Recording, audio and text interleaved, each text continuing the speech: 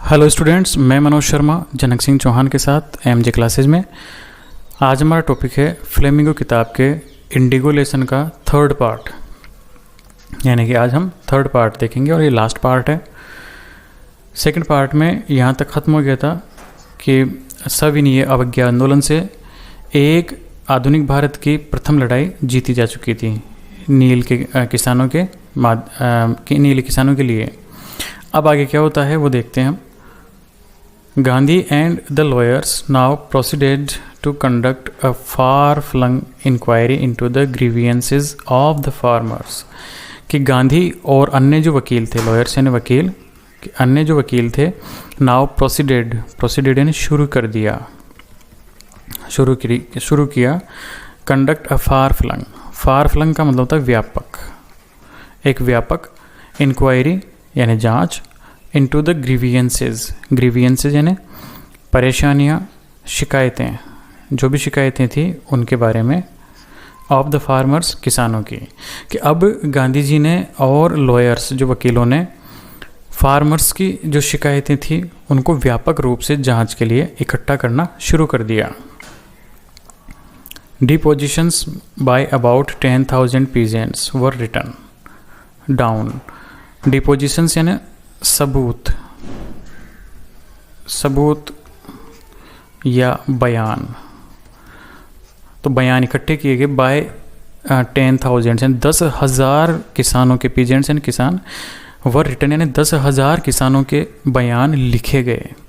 And notes और टिप्पणियाँ made on other evidence, और अन्य आधार, एविडेंस यानी आधार, और अन्य आधार के ऊपर भी टिप्पणियाँ लिखी गई। डॉक्यूमेंट्स वर कलेक्टेड, दस्तावेज इकट्ठे किए गए। द होल एरिया थ्रॉब्ड यानी स्पंदित, कंपकपा जाना, थर्रा जाना जिसे कहेंगे, तो स्पंदित हो गया with the activity of the investigators, निरीक्षणकर्ता और द वीमेंट यानी जोरदार, प्रोटेस्ट यानी विरोध, ऑफ द लैंडलॉर्ड्स यानी जमींदार।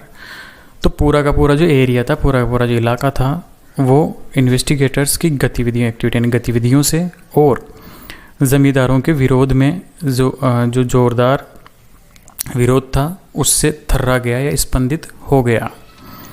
इन June Gandhi was summoned to sir Edward Gait. तो जून के अंदर गांधी जी को बुलावा पत्र भेजा या बुलाया गया। टू सर एडवर्ड गेट, ये नाम है, श्रीमान एडवर्ड गेट के द्वारा बुलाया गया। और ये जो गेट थे वो थे द लेफ्टिनेंट गवर्नर। तो ये लेफ्टिनेंट गवर्नर थे।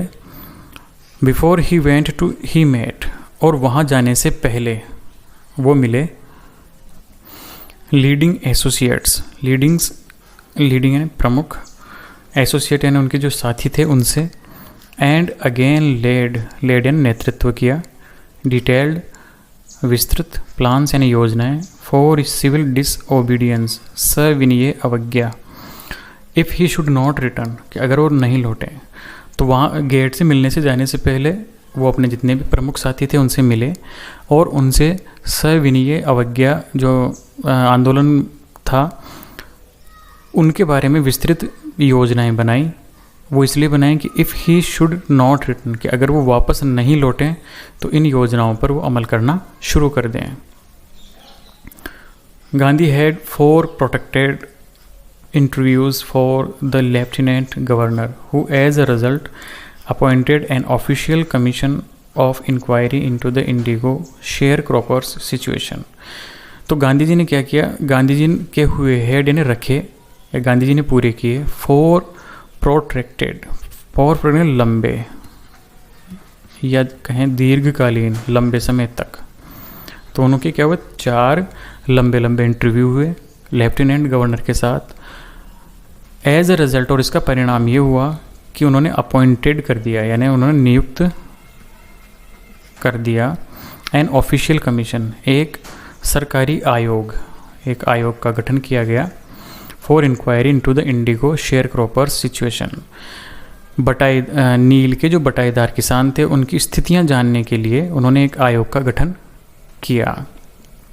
The commission consisted of landlords, government officials and Gandhi as the sole representative of the peasants.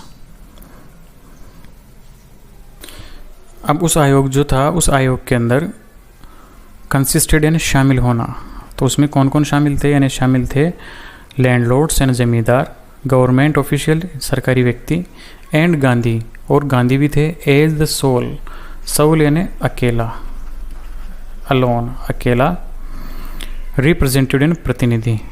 तो गांधी जी केवल उस पूरे आयोग में एक अकेले प्रतिनिधि थे ऑफ द पीजेंट्स, उन किसानों के, यानी किसानों की तरफ से केवल एक ही प्रतिनिधि थे, अकेले वो थे गांधी जी। गांधी रिमेंड यानी रहे इन चंपारण यानी चंपारण में for an initial uninterrupted period of 7 months and then again for several shorter visits. तो गांधी जी जो थे चंपारण में रहे फॉर इनिशियल यानी शुरुआती, अनइंटरप्टेड बिना व्यवधान के, यानी लगातार, बिना व्यवधान, बिना परेशानी, तो इट मीन्स लगातार। तो लगातार पीरियड यानी समय ऑफ 7 months यानी 7 महीने तक लगातार चंपारण में रहे। और इसके बाद देन अगेन बार बार सेवरल शॉर्टर विजिट्स यानी छोटे छोटे समय के लिए आना। तो बाद में वो थोड़े थोड़े समय के लिए आते रहे कई बार। द विजिट, अब इनका जो आना था, undertaken casually the end treaty and unlettered peasants in the exception that it would last few days. The visit यानी यह यात्रा, जो किसानों के लिए वो जो यात्रा करते थे उनकी बात हो रही है। तो ये यात्रा अंडरटेकन कैजुअली, संयोगवश हुई थी। कैजुअली यानी संयोगवश, यानी संयोग से ही हुई थी, अंडरटेकन यानी होना। तो कैजुअली हुई थी, संयोगवश हुई थी। ऑन द एंट्रीटी यानी प्रार्थना या याचना, एंट्रीटी प्रार्थना, तो उसके कारण हुई थी। ऑफ एन अनलेटर्ड या निरक्षर, जिसको एक भी अक्षर का ज्ञान न हो, निरक्षर। तो निरक्षर के एक किसान की वजह से हुई थी। द एक्सेप्टेशंस, और एक्सपेक्टेशन क्या थी? यानी आशा, और आशा ये थी कि it would last a few days, कि ये सारी का सारा जो काम था वो केवल कुछ ही दिनों में पूरा हो जाएगा। लेकिन ऑक्यूपाइड यानी व्यस्त, लेकिन वो व्यस्त रहे almost a year of the Gandhi's life. लेकिन गांधी जी के जीवन का 1 वर्ष इस कार्य के अंदर ख़त्म हो गया, इसमें व्यस्त रहा। द ऑफिशियल इंक्वायरी, तो सरकारी जो जांच थी, असेंबल्ड, उन्होंने इकट्ठा किए, गैदर्ड, उन्होंने इकट्ठा कर लिए। अ क्रशिंग यानी भारी, माउंटेन यानी पहाड़, एक बड़ा सारा पहाड़ इकट्ठा कर लिया उन्होंने। ऑफ द एविडेंस एंड सबूतों का, अगेंस्ट द बिग प्लांटर्स यानी ज़मींदार, तो बड़े बड़े जो जमींदार थे उनके खिलाफ सबूतों का एक बड़ा पहाड़ इकट्ठा कर लिया। एंड व्हेन, और जब दे सा दिस दे एग्रीड, और जब इन सबूतों को उन्होंने देखा,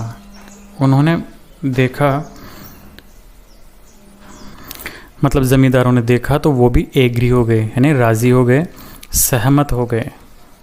एग्रीड यानी सहमत हो गए।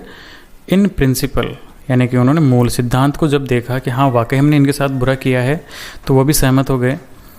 To make refunds to the peasants, यानी किसानों को रिफंड, इनका पैसा वापस देने के लिए वो राज़ी हो गए। But how much must we pay, they asked Gandhi, तो फिर उन्होंने गांधी जी से पूछा कि हमें कितना वापस लौटाना होगा, पे यानी चुकाना, कि इन किसानों को हमें कितना पैसा चुकाना होगा। दे थॉट, उन्होंने सोचा, he would demand repayment in full of the money which they had illegally and deceitfully extorted from the share croppers.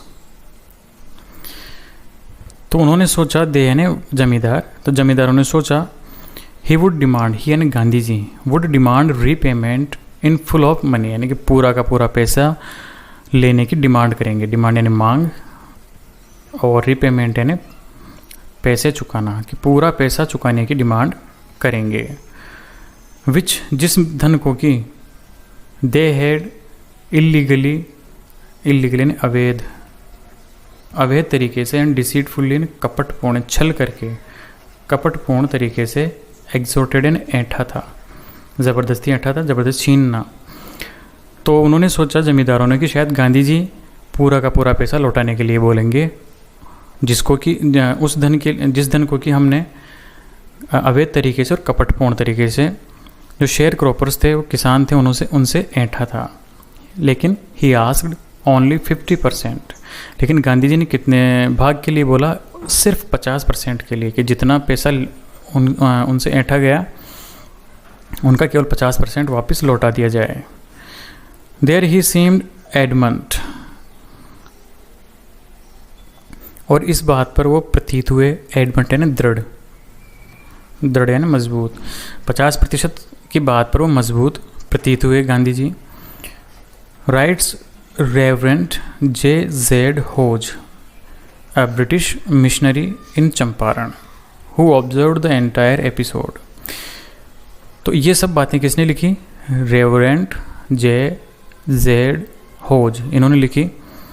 जो मिशनरी थे, रेवरेंट ब्रिटिश मिशनरी थे, इन चंपारण, चंपारण में। हु ऑब्जर्व्ड, जिन्होंने देखा था, ऑब्जर्व्ड यानी देखा था, एंटायर यानी संपूर्ण, एपिसोड यानी घटना, यानी इस घटना को संपूर्ण तरीके से निकट से देखा था। तो उन्होंने क्या लिखते हैं? वो लिखते हैं, और इन्होंने इस पूरे एपिसोड से, पूरे के पूरे घटनाक्रम को 8 क्लोजर रेंज यानी बिल्कुल पास में से देखा था, यानी लगभग उनमें शामिल थे। Thinking probably that he would not give way, the representative of the planters offered to refund the extent of 25%, and to his amazement Mr. Gandhi took him at his word। अब उन्होंने क्या सोचा? लैंडलॉर्ड्स ने, thinking probably, शायद ये सोचते हुए कि that he would not give way, give way त्याग देना या नहीं मानना, त्यागना या कोई बात नहीं मानना। तो लैंडलॉर्ड्स ने सोचा कि शायद गांधी जी मानेंगे नहीं, इसलिए द रिप्रेजेंटेटिव ऑफ प्लांटर्स, तो इसलिए जो ज़मींदार थे उनके प्रतिनिधियों ने क्या किया? Offered to refund to the extent of 25%। तो उन्होंने केवल 25% हिस्सा ही लौटाने के लिए बोला कि हम 50% नहीं लौटाएंगे, केवल 25% ही लौटाएंगे। एंड हिज अमेजमेंट, और उनका ताज्जुब ये था, अमेजमेंट यानी ताज्जुब, आश्चर्य, ये था कि mister Gandhi took him at his word, कि तुरंत उन्होंने उनके शब्दों को ले लिया, अर्थात मान गए। गांधी जी मान गए 25% पर, दस ब्रेकिंग द डेडलॉक, और इस प्रकार डेडलॉक यानी गतिरोध, कि उनके मन में जो गतिरोध था वो सबका सब ब्रेक हो गया, ख़त्म हो गया, यानी किसी के साथ समझौता हो गया, आयोग का काम पूरा हो गया। दिस सेटलमेंट, कि ये जो समझौता था, सेटलमेंट यानी समझौता, was adopted unanimously by the commission। adopted यानी स्वीकार कर लिया गया, स्वीकारना, तो स्वीकार कर लिया गया। unanimously, सर्वसम्मति से, यानी सभी के द्वारा, किसी को कोई आपत्ति नहीं थी, सर्वसम्मति से इस समझौते को स्वीकार कर लिया गया। by the commission, आयोग के द्वारा। तो Gandhi explained that the amount of the refund was less important than the fact that the landlords had been obliged to surrender part of the money and with it part of their prestige। तो गांधी जी ने कहा, explain ने समझाया कि amount of the refund, कि जो refund था उसका मात्रा, यानी रिफंड का जो पैसा था, वाज लेस इम्पोर्टेंट, वो तो बहुत ही कम महत्वपूर्ण था, लेस इम्पोर्टेंट, कम महत्वपूर्ण था, देन किसके अपेक्षा? The fact that the landlords had been obliged, क्योंकि सच ये था कि लैंडलॉर्ड्स क्या थे? ऑब्लाइज्ड थे, बाध्य हो गए, ऑब्लाइज हैं बाध्य हुए, to surrender part of the money, धन देने के लिए। कि सबसे बड़ी बात तो ये थी कि लैंडलॉर्ड्स अपना धन देने के लिए बाध्य हो गए, with it part of their Prestige, और इसके साथ साथ उनकी प्रतिष्ठा, प्रेस्टीज यानी प्रतिष्ठा, इसके साथ साथ उनकी प्रतिष्ठा भी गिर गई। देयरफॉर, वो इसलिए, as far as the peasants were concerned the planters had behaved as a lords above, और जहाँ तक देयरफॉर और इसलिए, as far as, as far as यानी जहाँ तक, कि जहाँ तक किसानों का संबंध था, वर कंसर्न यानी संबंध होना या बात होना, कि जहाँ तक किसानों की बात थी तो वहाँ पर क्या था, द प्लांटर्स हैड बिहेव्ड, तो जो जमींदार थे उन्होंने ऐसा व्यवहार किया था, एज लॉर्ड्स जैसे कि वो भगवान हों, लॉर्ड्स यानी भगवान हों, अबव जो ऊपर थे, लो यानी कानून, कि जो अपने आप को कानून से भी ऊपर मानकर अपने आप को भगवान ही मानते थे। नाउ द पीजेंट्स सा that he had rights and defenders, तो अब किसान जो थे उन्होंने देखा कि उनके भी अधिकार थे या वो भी अधिकार रखते थे, हैड यानी रखते थे, राइट्स यानी अधिकार, अधिकार रखते थे, एंड डिफेंडर्स और रक्षक, कि वो रक्षक भी थे, डिफेंडर रक्षक भी रखते थे। ही लर्नेड करेज, उन्होंने साहस करना सीख लिया था, करेज यानी साहस, तो उन्होंने साहस करना सीख लिया था। इवेंट्स जस्टिफाइड गांधी जीज पोजिशंस, तो इन घटनाओं ने क्या किया, जस्टिफाइड गांधीज पोजीशन, गांधी जी की स्थिति को जस्टिफाई कर दिया, कंप्लीट कर दिया, या यूं कहें तर्कसंगत ठहरा दिया, जस्टिफाइड यानी तर्कसंगत ठहराया इन पूरी घटनाओं ने। With in a few years, तो कुछ ही सालों में द ब्रिटिश प्लांटर्स के जो अंग्रेज जमींदार थे, अबेंडन्ड यानी त्यागना, त्याग दिया उन्होंने, दियर एसेट्स, उनकी जो संपत्तियां थी उनको छोड़ दिया है, उनकी संपत्तियों को त्याग दिया। विच रिवर्टेड यानी वापस मिलना, वापस मिल गई वो टू द पीजेंट्स यानी किसानों को। इंडिगो शेयर क्रॉपिंग डिसअपियर्ड, और इस तरह नील की जो बटाईदारी थी डिसअपियर्ड गायब हो गई या ख़त्म हो गई। गांधी नेवर कंटेंटेड संतुष्ट, सेटिस्फाई, तो कभी संतुष्ट नहीं होते थे, हिमसेल्फ यानी अपने आप को संतुष्ट नहीं करते थे, विद लार्ज पॉलिटिकल और इकोनॉमिकल सॉल्यूशंस, पॉलिटिकल यानी राजनीतिक, लार्ज यानी बड़े, तो बड़े राजनीतिक और इकोनॉमिक यानी पैसे से जुड़ी हुई कोई भी चीज़ होती है उस इकोनॉमिक, तो वित्तीय सॉल्यूशन यानी समाधान, कि जब भी वो कोई बड़ा राजनीतिक या वित्तीय समाधान करते थे तो इस चीज़ से खुद को संतुष्ट नहीं करते थे कि अब काम हो गया, वो फिर आगे बढ़ते थे। तो क्या किया उन्होंने आगे, ही सा the cultural and social backwardness in the Champaran villages, उन्होंने क्या देखा, कल्चरल यानी सांस्कृतिक, सोशल यानी सामाजिक, तो सांस्कृतिक और सामाजिक, बैकवर्डनेस यानी पिछड़ापन देखा उन्होंने चंपारण गांव के, यानी चंपारण जो जिला था उसके गांव में उन्होंने सांस्कृतिक और सामाजिक रूप से पिछड़ापन देखा, and wanted to do something about it immediately तुरंत, तो तुरंत इनके बारे में कुछ करने का सोचा। ही अपील्ड फॉर टीचर्स, तो उन्होंने टीचर्स यानी अध्यापकों से अपील की।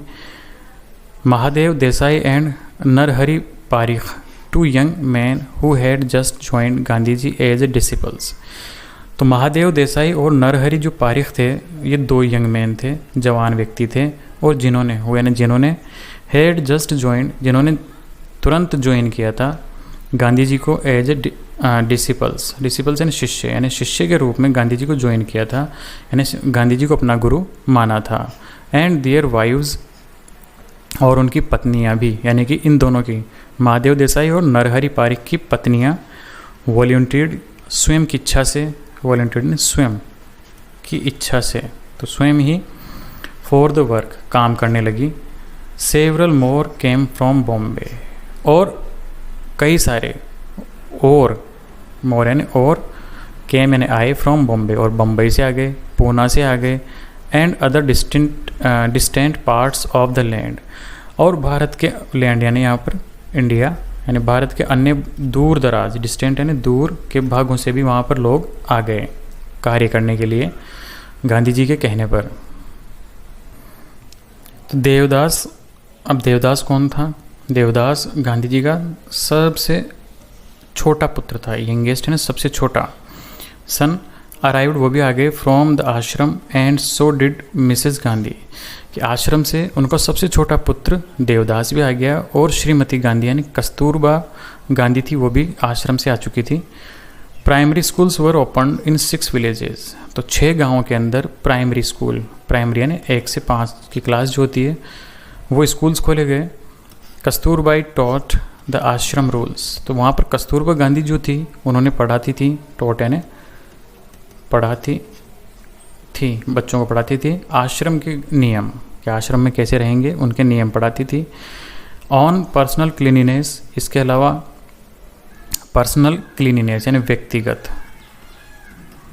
व्यक्तिगत सफाई एंड कम्युनिटी सैनिटेशन, और सामुदायिक सफाई से, कम्युनिटी यानी सामुदायिक, तो व्यक्तिगत और सामुदायिक साफ सफाई के बारे में पढ़ाती थी बच्चों को। हेल्थ कंडीशंस वर मिजरेबल, और स्वास्थ्य संबंधी जो समस्याएं थी वो बहुत ही दयनीय थी, यानी स्वास्थ्य की कंडीशन बहुत ही दयनीय थी।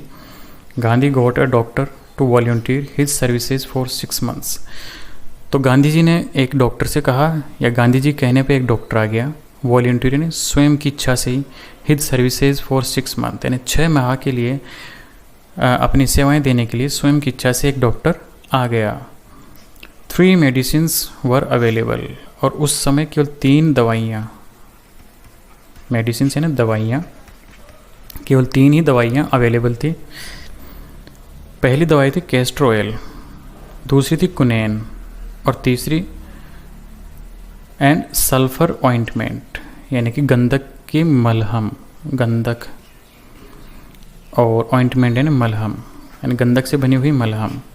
कैस्टर ऑयल अरंडी का तेल, और कुनैन की जो दवा होती है मलेरिया में दी जाती है, तो वो थी, ये 3 ही दवाएं थी उस टाइम।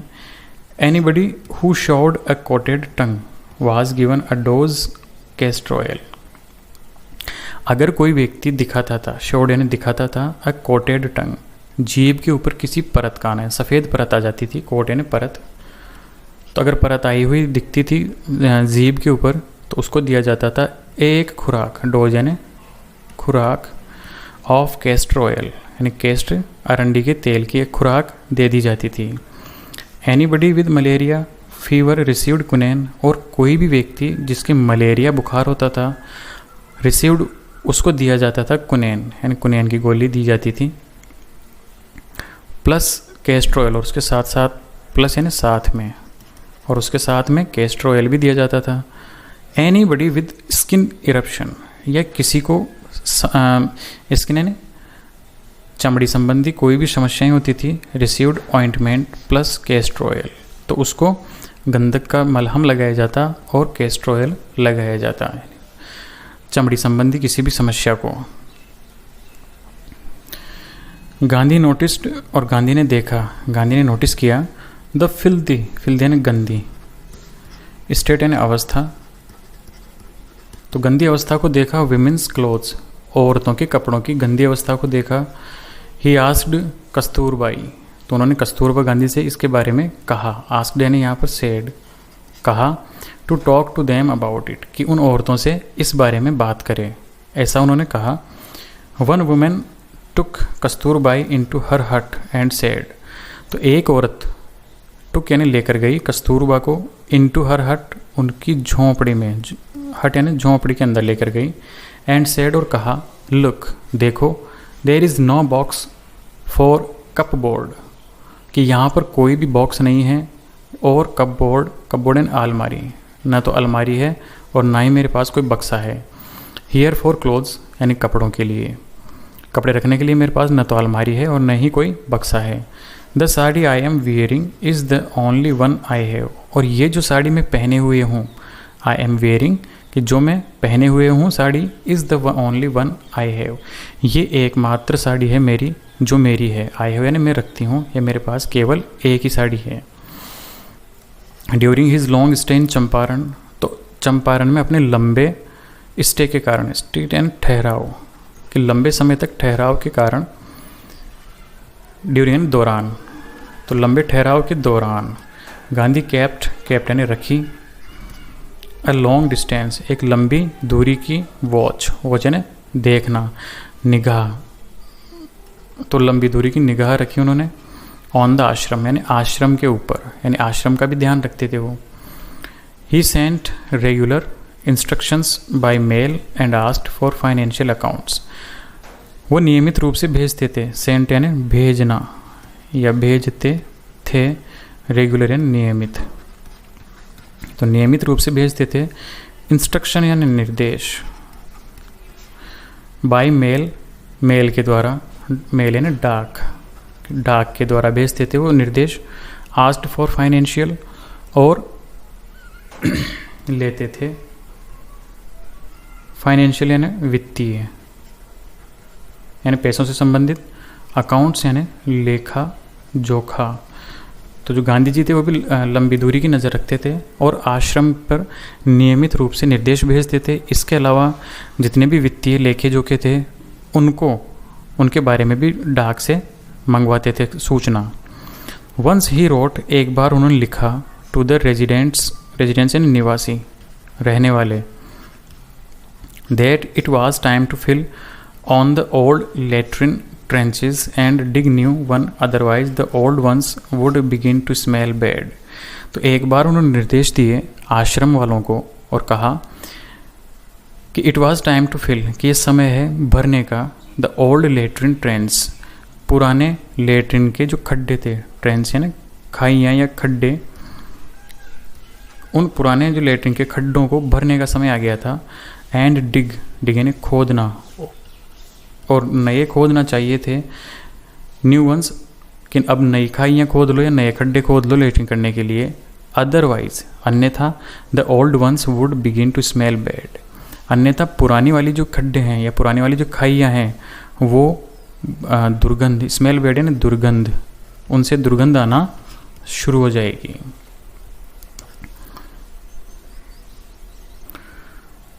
द चंपारण एपिसोड, कि चंपारण की जो घटना, was turning point in Gandhi's life, क्यों गांधी के जीवन में एक निर्णायक बिंदु, टर्निंग पॉइंट का मतलब होता है निर्णायक बिंदु। तो ये जो घटना हुई वो गांधी के जीवन के एक निर्णायक बिंदु के रूप में साबित हुई। और उन्होंने कहा इसके बारे में कि वॉट आई डिड, जो कुछ मैंने किया, ही एक्सप्लेन्ड, उन्होंने समझाया गांधी जी ने कि जो कुछ मैंने किया वाज वेरी ऑर्डिनरी थिंग, कि ये तो बिल्कुल एक सामान्य चीज़ थी। ऑर्डिनरी का मतलब सामान्य वस्तु थी, सामान्य चीज़ थी। I declared that the British could not order me about in my own country, जो ब्रिटिश लोग थे, अंग्रेज़ लोग, कि अंग्रेज़ लोग कुड नॉट ऑर्डर, वो मुझे आदेश नहीं दे सकते, about in my own country, कि मेरे स्वयं के देश के अंदर ही वो मुझे आदेश नहीं दे सकते। But Champaran did not begin as an act of defiance, लेकिन चंपारण डिड नॉट बिगिन है, लेकिन चंपारण की जो घटना थी वो शुरू नहीं हुई थी, बिगिन यानी शुरू, वो शुरू नहीं हुई थी एज एन एक्ट, एक्ट यानी कार्य, ऑफ डिफेंस, डिफेंस यानी अवज्ञा, तो एक अवज्ञा के रूप में ये शुरू नहीं हुई थी चंपारण की घटना। It grew out an attempt to alleviate the distress of large number of poor peasants, बल्कि क्या थी, विकसित हुई थी, ग्रू आउट यानी विकसित होना, तो ये विकसित हुई, अटेम्प्ट यानी प्रयास, टू एलिविएट, एलिविएट यानी ऊपर उठाना,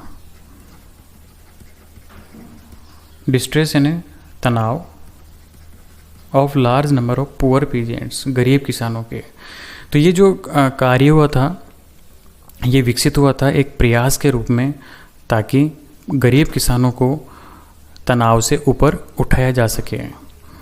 this was the typical Gandhi pattern, ये एक विशेष, टिपिकल यानी विशेष, तो एक विशेष तरीका था गांधी का, पैटर्न यानी तरीका, तो गांधी का एक विशेष तरीका था। His politics were intertwined with his practical, कि उसकी जो पॉलिटिक्स, उसकी जो राजनीति थी, यानी गांधी जी की जो राजनीति, वर इंटरवाइंड, इंटरवाइंड यानी गुंथी होना, आपस में मिली होना, तो गुंथी हुई थी with the practical day to day problems of millions, millions, तो वो प्रैक्टिकल यानी वास्तविक रूप से, वास्तविक रूप से डे टू डे रोजाना, प्रॉब्लम्स यानी समस्या, ऑफ द मिलियंस, मिलियंस यानी लाखों, उनकी जो राजनीति थी वो लाखों लोगों की रोज़मर्रा की जो समस्याएं थी उनके ऊपर वास्तविक रूप से गुंथी हुई थी या बेस्ड थी, आधारित थी। His was not a loyalty to abstractions, it was a loyalty to living human beings. तो उनकी जो निष्ठा थी, लॉयल्टी यानी निष्ठा,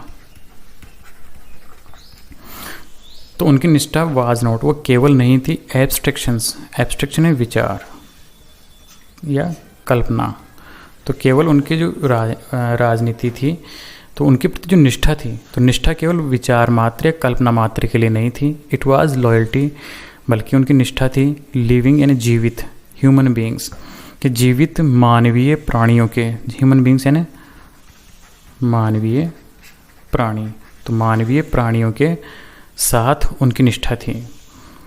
in everything Gandhi did moreover he tried to mold a new free Indian who could stand on his own feet and thus make India free.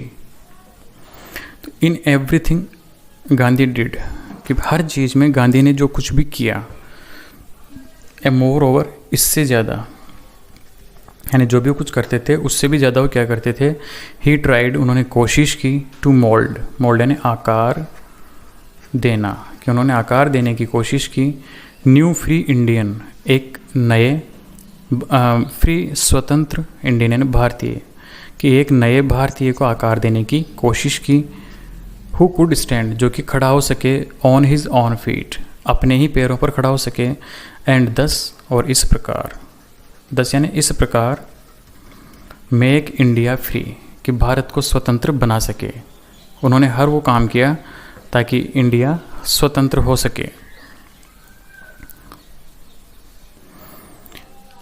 Early in the Champaran action, तो जब चंपारण के अंदर ये कार्यवाही, एक्शन यानी कार्यवाही, तो चंपारण में जब कार्यवाही शुरू हुई थी, अर्ली यानी शुरू, तो उसके शुरुआत में ही चार्ल्स फ्रीयर एंड्रयूज, ये नाम है एक अंग्रेज़ का, तो Charles freer Andrews the English pacifist, जो एक अंग्रेज पैसिफिस्ट यानी शांति दूत, जो शांति के लिए कार्य करते हैं उनको कहते हैं शांति दूत, जो कि एक शांति दूत था, who had become a devoted follower, जो कि क्या बन चुका था अब, डिवोटेड यानी समर्पित, समर्पित फॉलोअर, अनुयायी, तो एक समर्पित अनुयायी ये बन चुका था। द महात्मा यानी महात्मा गांधी का ये एक अनुयायी बन चुका था। केम, वो आया, to bid Gandhi farewell before going on a tour of duty to the Fiji islands, यानी फिजी जो आइलैंड्स थे, ये नाम है फिजी द्वीप, उस पर अपने ड्यूटी पर जाने से पहले वो महात्मा गांधी को एक अलविदा, फेयरवेल यानी अलविदा कहने आया, छोटा सा, कि मैं अब जा रहा हूँ, तो अलविदा। गांधी जी इज़ लॉयर, अब गांधी जी के जो लॉयर थे, वकील थे, फ्रेंड्स थॉट, तो जो गांधी जी के वकील मित्र थे उन्होंने सोचा, it would be good idea for Andrews to stay in Champaran and help them, कि ये बहुत ही अच्छा विचार होगा फॉर एंड्रयूज यानी एंड्रयूज के लिए, कि वो यहाँ पर रुके, स्टे ने रुके, इन चंपारण, चंपारण में, एंड हेल्प देम, और उनकी सहायता करें, ऐसा उन्होंने सोचा वकील मित्रों ने। तो एंड्रयूज वाज विलिंग, और एंड्रयू की भी यही इच्छा थी, विलिंग यानी इच्छित या इच्छा होना, तो एंड्रयू की भी इच्छा थी, इफ़, परंतु या यदि, गांधी एग्रीड, कि अगर गांधी सहमत हों, अगर गांधी जी की सहमति हो तो ये कार्य करने के लिए इच्छुक था। बट गांधी वाज वेम्टली अपोज्ड, लेकिन गांधी ने क्या किया, वेम्टली यानी जोरदार, जोरदार, अपोज्ड यानी विरोध, लेकिन गांधी जी ने इस बात का जोरदार विरोध किया। ही सेड, उन्होंने कहा, यू थिंक, तुम सोचते हो, दैट कि in this unequal fight it would be helpful if we have an English man on our side, कि तुम ये सोचते हो कि दिस अनइक्वल, अनइक्वल यानी असमान, जिसकी कोई समानता ही ना हो, तो असमान फाइट एंड लड़ाई, it would be helpful if we have an English man, कि आप अगर ये सोचते हो इस असमान लड़ाई में, क्योंकि लड़ाई अंग्रेज़ों और किसानों की थी, तो इस असमान लड़ाई में ये अंग्रेज़ अगर हमारी तरफ होगा तो ये हमारे लिए सहायता होगी। अगर आप ऐसा सोचते हो तो तुम्हें ऐसा नहीं करना चाहिए कि हमारी तरफ एक अंग्रेज़ का होना बेकार है। This shows the weakness of your heart, क्योंकि ये चीज़ आपके हृदय की कमज़ोरी को शो करती है, दिखाती है कि आप कमज़ोर हो हृदय से। The cause is just and you must rely upon your selves to win the battle. और इसका कारण ये है कि तुम्हें सिर्फ और सिर्फ रिले यानी निर्भर, कि तुम्हें केवल निर्भर होना पड़ेगा योर सेल्व्स, स्वयं पर, यानी तुम स्वयं के ऊपर, यानी तुम्हारे स्वयं के ऊपर ही तुम्हें निर्भर होना पड़ेगा टू विन द बैटल, ये युद्ध जीतने के लिए। You should not seek a prop Mister Andrews because he happens to be an English man. और तुम्हें ये चीज़ सीख यानी खोजना, कि तुम्हें सहारा नहीं खोजना है, प्रॉप यानी सहारा, कि तुम्हें एक सहारे के रूप में मत खोजो मिस्टर एंड्रयूज़ को, और केवल इसलिए मत खोजो क्योंकि वो क्या है, एक अंग्रेज़ है। केवल अंग्रेज़ होने की वजह से उसको एक सहारे के रूप में मत देखो। He had read our minds correctly. He यानी गांधी जी, गांधी जी ने क्या कर लिया था, हमारे मस्तिष्कों को सही रूप से पढ़ लिया था। राजेंद्र प्रसाद कमेंट्स, राजेंद्र प्रसाद ने लिखा, कमेंट्स एंड टिप्पणी की, ये लिखा, उन्होंने क्या लिखा कि गांधी जी ने हमारे दिमाग में जो बात चल रही थी उसको सही रूप से पढ़ लिया था। And we had no reply, और हमारे पास कोई भी उत्तर नहीं था। Gandhi in this way taught us a lesson in self reliance. और इस तरह गांधी जी ने हमें एक पाठ पढ़ाया, टॉट यानी सिखाया या पढ़ाया, अस यानी हमें, लेसन यानी एक पाठ, इन सेल्फ रिलायंस, सेल्फ रिलायंस यानी आत्मनिर्भरता, आत्मनिर्भरता का एक पाठ पढ़ा दिया। तो सेल्फ रिलायंस यानी आत्मनिर्भरता, इंडियन इंडिपेंडेंस भारत की स्वतंत्रता, and help to sharecroppers और बटाईदार किसानों की सहायता, वर ऑल बाउंड टुगेदर, ये सब एक साथ बंधे हुए थे, सब के सब कंप्लीट थे। इस तरह से लेसन कंप्लीट होता है। अगर ये लेसन आपके लिए लाभदायक सिद्ध होता है तो इसको आप लाइक करें, समस्या को कमेंट बॉक्स में डालें कि आपको क्या चीज़ चाहिए, और अगर आप पहली बार इस चैनल पर आए हैं तो इसको सब्सक्राइब करें ताकि नए नोटिफिकेशंस आपको तुरंत मिलें। जय हिंद, जय भारत।